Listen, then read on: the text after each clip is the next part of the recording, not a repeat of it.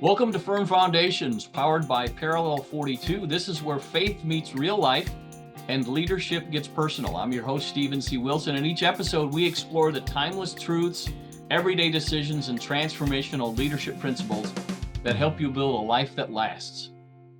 Well, hey, welcome to another episode of Firm Foundations, where we talk about everything faith, life, and leadership. I'm Stephen C. Wilson, and I have the honor and pleasure of having Mike Wagner with us this morning. Yes, Mike, it is an honor and a pleasure. I'm okay saying that still at this point here. Well, Great I, to I have you rarely available. hear that, but I'll take it. Yeah, well, it's scripted for me. I have to say it there. There you I go. just I have to. Yeah, part of the agreement. So no, Mike, welcome to Firm Foundations, and again, just having a conversation about all those things, faith, life, and leadership, and just believe that it'll go where the Lord wants it to go. Mhm. As a benefit to our listeners, and heck, if it's just a benefit to you and I'll take that That'll as count well. as a good day. I know that I'll get a lot out of it. So if you would take a couple of moments and just share a little bit about you, your organization, what it is that you Oh, do. okay. Yeah, the company I formed 22 years ago is White Rabbit Group, and we're a leadership development company, and so that's kind of what I do for a living. Um, I'm a accidental business person. In college, I studied classical Greek because my friends with Campus Crusade at that time, which is now called Cru, invited me to consider going to seminary, and they said, "Well, you got to learn how to read the Bible," and I said in English, and they said no in Greek. So my undergrad is in history and in classical Greek, two majors there, and then I 4 years at Dallas Theological Seminary where I added Hebrew to my mix. And as one of my professors, Howard Hendricks, used to say to us, "Gentlemen, you are educated beyond your intelligence. You Well, have hey, answers to questions people will not ask or pay for." right. Didn't Paul argue against, those that were going to become Christians having to become Jews first and take these additional things on? It sounds like that was what your friends were telling you. You need to learn Greek. You need to Yeah, learn right. Hebrew. Yeah, so the first 14 years of my kind of my adult life was as a pastor. And then I decided I wanted to explore the marketplace. I had felt a calling that way, and so I've worked for companies like Saturn in the '90s, the car company, and been an internet web strategist for a rapidly growing web development company. And then 22 years ago, I started White Rabbit Group, and so my faith, my willingness and desire to be a committed follower of Jesus Christ shows up in pretty much everything we do, one way or the other. And yeah, that's what we're doing. What are some things that you do intentionally to live out your faith in your day-to-day leadership and operations of your organization, and then in your work? Because I know you work with many industries, and not all those leaders are believers in that. So how do you live out intentionally your faith in those environments? You know, I never hide the fact of my background, and that's always intriguing for people. So that leads to great conversations. Yeah. That opens the door. A lot of the models I use, the visual models and the diagrams I use, actually are derived from having studied the scriptures. For example, how it shows up. I was leading a senior leadership team meeting, and I put up one of the models, what I call kind of the leadership operating system of the scriptures. But I never call it that. I just show them, here's the leadership operating system. Right. And the CEO said, "What book did you get that from? I want to read it. I like business books." Oh, And his chief operating officer, who knew me and knew my background, who and is a committed Christian, just smiled back and he said, "Okay, what's going to happen?" And so I said, "Well, um, really, this is something I think that we see in the scriptures. I think this is a model that could demonstrate from Genesis and all the way through Jeremiah in the Old Testament and into the New Testament." And this guy just was blown away by it. And I said, "Oh." He wasn't offended, and he right. said, "I want to learn more about that. Let's go out to lunch." And Wow. So I had several more sessions with him, and every time we started a session with his leadership team, he'd say, "Okay, Mike, I want you to open in prayer," and the rest of the team would just like, "What's going on?" Yeah. Wow. So, never hiding it, being willing to apply the scriptures to the marketplace challenges of people in a way that is intriguing to them. And, I often tell them, I said, wherever you stand on God's property. And if you want it to work, you've got to borrow capital from God, and you've got to borrow the truth of the scriptures to make it work. And Yeah. so that's some of my shorthand for opening the door. Wow. And I think that's again, it's intentional in the sense of you're not hiding anything, and it sounds like that it's opened up amazing opportunities It has. It for you has. to share your faith. Do you have another story along that line of how just you uh, being you and taking those principles and applying them from scripture to business? Can you share Mm. another account of that? Yeah. There's one of the areas that I work in, and Stephen, you know this, I really focus on the space between leaders and direct reports. I was working with a manager who was really just disgusted with his team, Hmm. and just was just fed up with them and their immaturity and all kinds of things. And I said, there, I think there's another way to look at this. And he said, "What's the other way to look at it?" And I said, "Well, the other way to look at it is that you've never had an ordinary direct report." He said, "What do you mean? I got five of them right now." And he says, "They're below ordinary." And he had other words other than that. Yeah, yeah, right. And I said, "No, everyone you've ever had report to you is made in the image of God, and therefore exceedingly privileged and blessed and valuable. Yeah, And your job is to love them and steward their resources and help them become what they're made to be." yeah, And it opened up a really profound conversation yeah. about how to look at people. I said, when you read about Jesus in the Gospels, when he saw the crowds, he didn't say, "Oh, bunch of hungry people that don't know how to feed themselves." No, it Mhm. said he had compassion on them, for they were like sheep without a shepherd. And most of our people that report to us in the marketplace need a shepherd. And that was really a profound time with this fellow. Yeah. Oh, wow. Yeah. Um, I can imagine that again, and just having that willingness to step out and to, we were talking earlier about transparency, just being Hmm. transparent about who you are, Yeah. and you touched upon stewardship. Yeah. And how does that and that view that you were sharing about um, all being made in the image of God, how has that and along that line of stewardship, what's the difference between, hey, I manage you, or I'm a steward Hmm. of you? That's that. I thought a lot about that, and I probably have more to think about that and more to learn for sure. So I'm not complete in any way. But um, when one of the ways I sometimes talk about it is, are you an end or are you a means?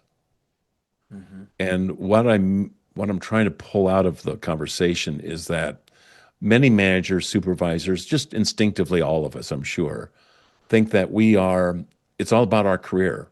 It's about me as the manager. It's about me, getting things done and getting applause or financial reward. That's really what it's about. I am the end.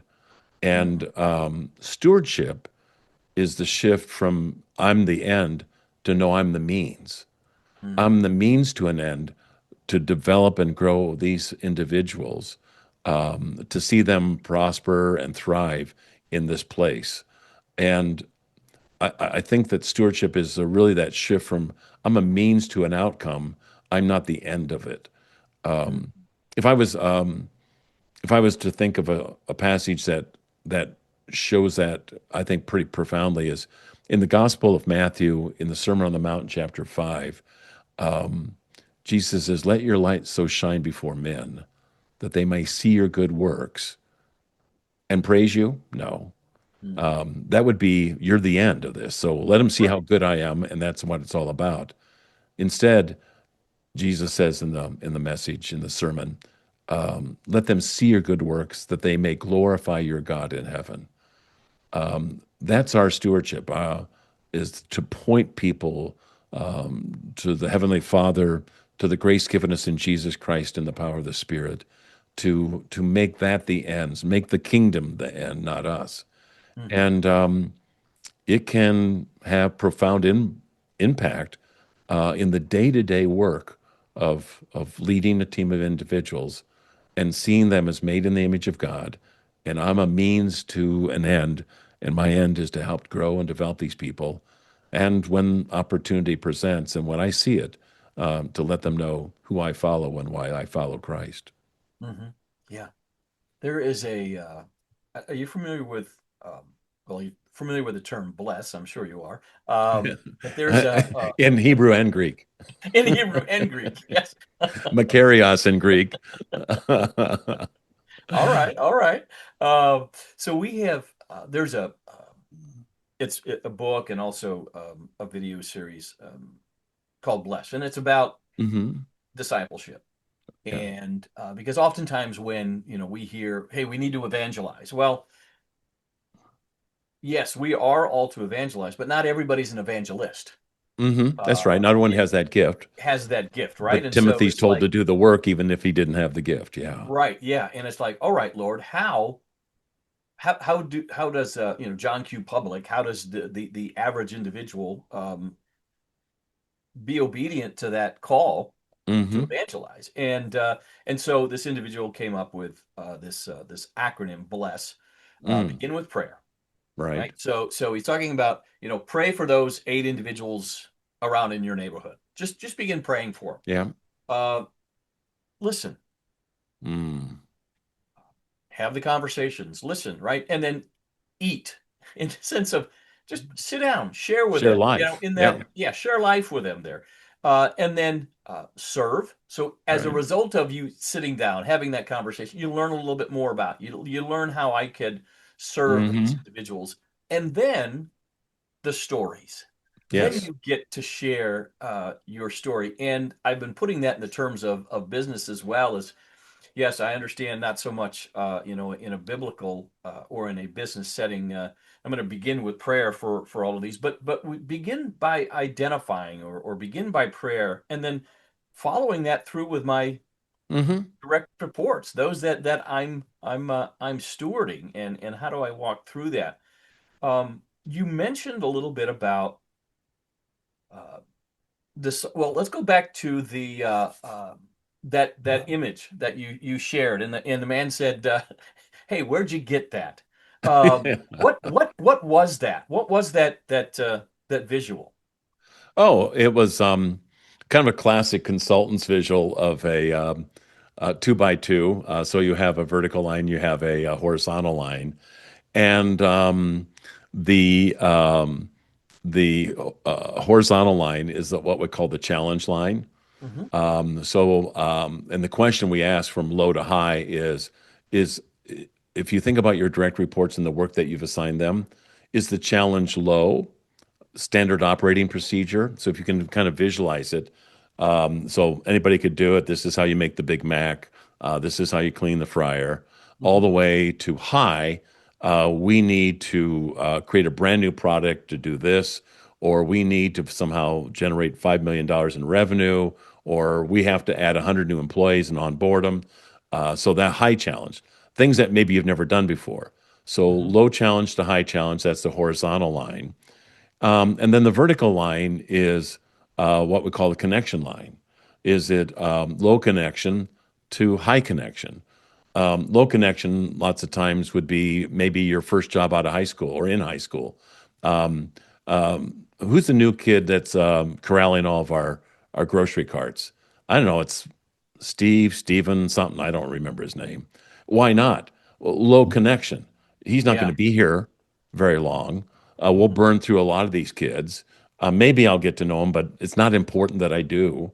So Right. low connection, medium connection might be I work in a place that we like each other. We sometimes bring in pizza. So we're collegial.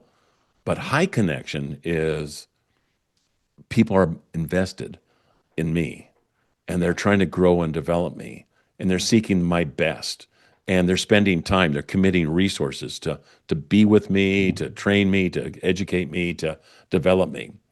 So when you have that model of challenge from low to high challenge and from low connection to very high relational connection, that's really a developmental relationship, you end up with four different kinds of workplace cultures. So this is again what consultants love to do is a two by two kind of Right. Yeah. visual. So in the bottom left-hand corner where it's low challenge and low connection, that's a boring place to work. Yes. Yeah. Um, it's just a boring place to work, and no one plans. It's not necessarily bad business. Right. I mean, that you just it's a fast food restaurant and it's a McDonald's or something like that. We're going to burn through a lot of people, and that's okay. All right, Right. but it is what that is. Um, if you think about maybe it's above the midline in terms of connection, but still on the low challenge, that's a comfy place to work. It's really comfortable. We like each other. The salary's okay. The people are nice. But it doesn't really stretch me. I'm still doing relatively accessible work that's not really a challenge. Hmm. So that's that upper left side. Um, Bottom right hand corner of this two by two. Um, High challenge, low connection. That's an incredibly stressful place to work. Yeah. And that's the place where um, it's high stress because there's nobody there but you to kind of figure this out. And maybe you do, maybe you don't.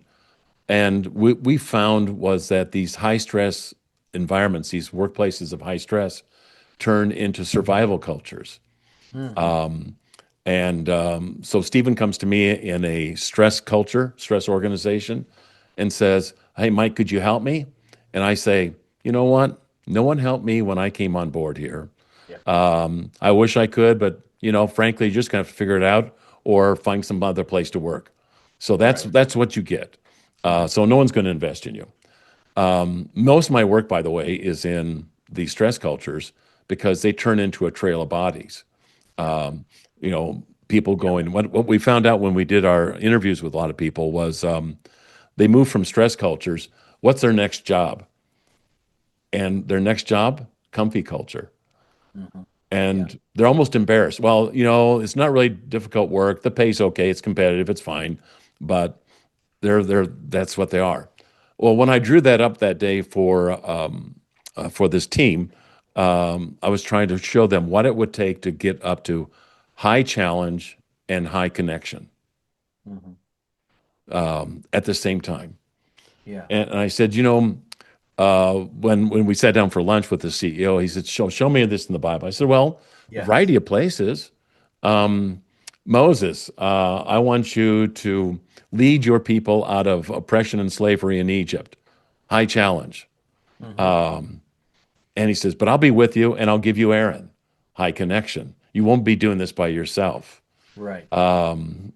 That's the dynamic, and you can see that in a number of different places. Um, you know, um, Paul in Letter to the Thessalonians will talk about. There's a beautiful passage. I won't get it exactly right, but he uses two metaphors. He says, "Remember, I was with you like a mother with her child."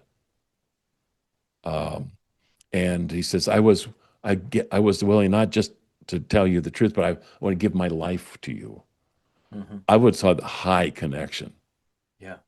And then the next paragraph, the next passage says, "And I was with you like a father, exhorting you and challenging you."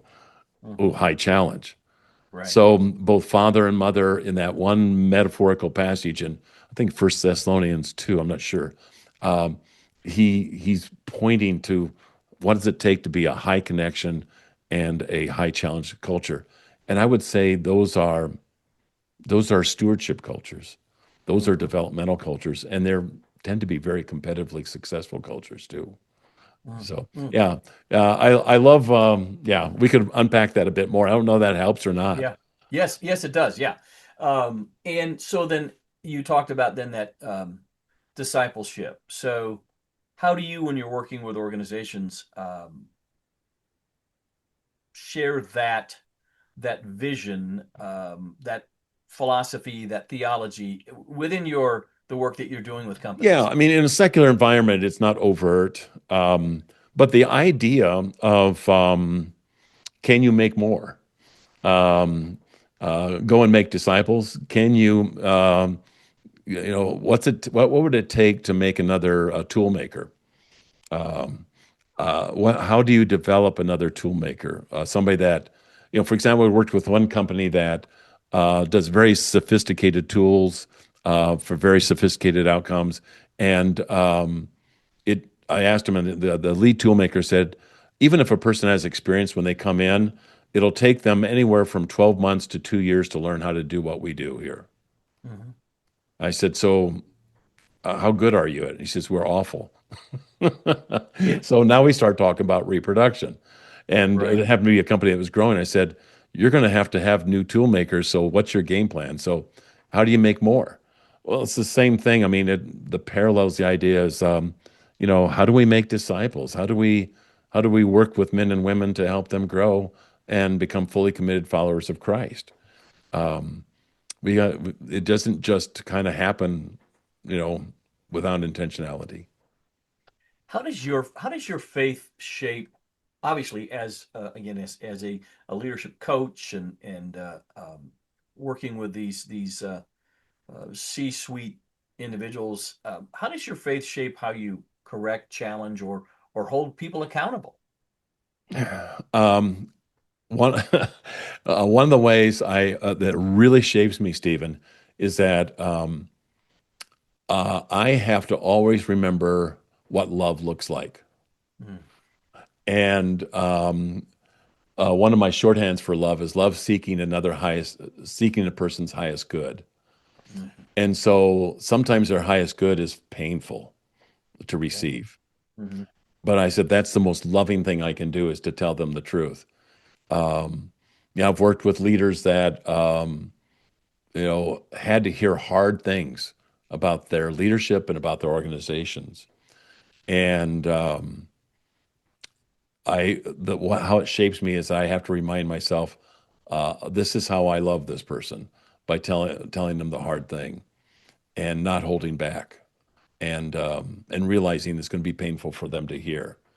Uh, to me, that's in fact, I've been been ruminating, working on a possible message called "How Love Will Save Your Business," Ooh, and it's about how to genuinely seek everyone's highest good.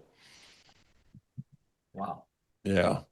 So that's Uh, that's kind that's how it kind of it shapes my conversations when I'm talking to somebody. What's their highest good, um, and what do I need to say? I mean, it's telling the truth in love. From Ephesians, Paul says, "You make sure to tell the truth in love." Truth without love can be pretty painful and cruel. Love without truth can be pretty enabling and dis- disability. I mean, it creates a disability in a person. So you yeah. need both truth and love at the same time, and you end up saying, "Lord, help me figure out what truth and love looks like in this engagement with this client." Yeah. It's giving you an entirely having that faith perspective and seeing it through, again, praying and saying, Lord, let me see these things through your eyes, Yes. through your lens, um, enables you to, again, serve them better and be, again, that steward of the Lord has put these people in your path. Yeah, I mean it is servant leadership. It's loving Yeah. leadership. I forget who said it. I'm sure I'm stealing it for somebody famous. But everyone's all about servant leadership until they get treated like one. And Right. Yeah. Yeah. and it's that. It's it feels scary at times, feels risky because Yeah. people like I remember working with one client and we had about 15 or 20 software engineers and software architects that were in this class I was teaching. And one guy raised his hand and said, when we hire new software engineers, are we telling them that this is a feedback culture? And so I had a HR partner with me in the training, and I Hmm. said, "You want to field that one?" And so she says, "What are you talking about?" He said, I haven't worked in places that were committed to telling the truth about performance, like you're describing. I've just Hmm. never been in that environment. I got to believe that's a shock to a lot of people. Right. It, Yeah. it feel and right. It feels scary. It feels like I'm swimming upstream. It's the counterculture. It's the upside down kingdom of Jesus Christ. But Mhm. that's what we're all about. Yeah. How has have there been things where you've come up where again your faith has caused you to um, respond a certain way that maybe is counterintuitive to to the world and business in Mm. general. Boy, that's a great question. I don't know that I've even thought about it, but it's a great question. Um, I do think telling the truth to people who could fire you is somewhat counterintuitive. Yes. And remember working with one fella years ago, and I was talking to him. He was just a colleague. He was not a client. And I was saying, what's really hard is I've got the CEO that I got to say some really hard things to, and and I actually need this engagement, so I don't want to lose this engagement, but I might. And he said, whenever I feel like that, what I say to myself, well, he wasn't going to invite you to Thanksgiving dinner anyhow. So just go ahead and tell him the truth. Hey, yeah, yeah.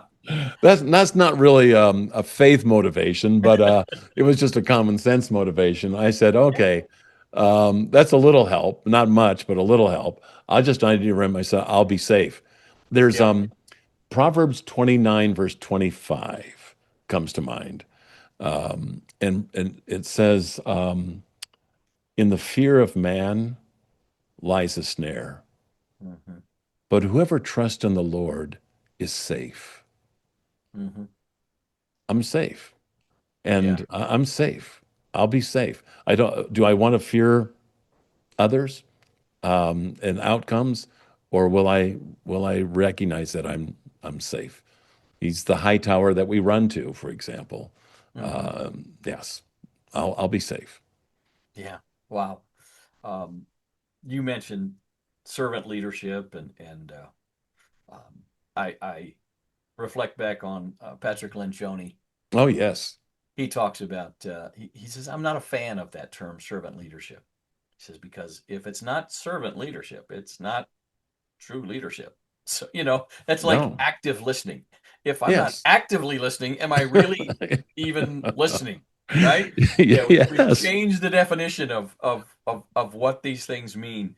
Obviously, I would assume at times you have the opportunity to work with leaders that are believers. Hmm. How do you, and this kind of closing things out here, how do you encourage them, and then how can you encourage as well some of our Oh, listeners that maybe again they're carrying that faith, they're walking in it. I'm How really can they do that? I'm really blessed because I have a lifetime of theological education and study and reflection. So again, not only do I have answers to questions people would ask, I do have observations that could make a difference inside almost a wide variety of circumstances inside a Mhm. business. And so when I'm working with a believing company and they know this, and is that I do my very best, even if I'm working with their employees that may or may not be believers. I do my very best to apply. Here's the scriptural principle that's at work in this application that I'm sharing with you or in this Mhm. training. So recently, I was working with a client. They CEO said, "Hey, listen, I want you to work with my sales team." So I worked with the sales team for the better part of the year. It was a long engagement. Met with his sales team every week, and every time we were developing their skill sets, I brought scriptural application, primarily from the book of Proverbs, but from other passages as well. Mhm. And then I'd always say, and remember, you know, the big boss told me that it was okay if I told you about where I got this from in the Bible. Right. And so we laughed about it and had a great talk Right. about it. But that's, I think I can help people turn it into a day-to-day applicational reality as opposed to an abstract idea that they heard on Sunday morning. Mm. That I think that's my goal, is to really say, what does faith look like day to day in the workplace? Yeah. Wow. Closing thoughts. Anything else to share with I probably, our listeners? I don't know. I don't know that I have anything more. I mean, I do know that the truth-telling element, faithful are the wounds of a friend, iron sharpens iron, some of these passages that a lot of people are familiar with, Yeah. is profoundly needed inside our workplaces. Um, that that we're not telling the truth to each other, and we're putting our we're putting a lot of things on hold because we can't or won't. Hmm. And I think that's something for us all to look at. How can we learn how to tell the truth in love? Mm. Yeah. All right, Mike. Thank you again. And again, if folks want to connect with you, how can they do that? What's the best ways? My website is whiterabbitgroup.com. That's the name of my company, whiterabbitgroup.com. And my email address is mike@whiterabbitgroup.com. So I'd love to hear from anybody. I'm always trying to learn more about how we can live this life of Christ out in the marketplace. All right. Thanks again, Mike. It's been a pleasure. Thanks, Stephen. It's a pleasure to be part of this.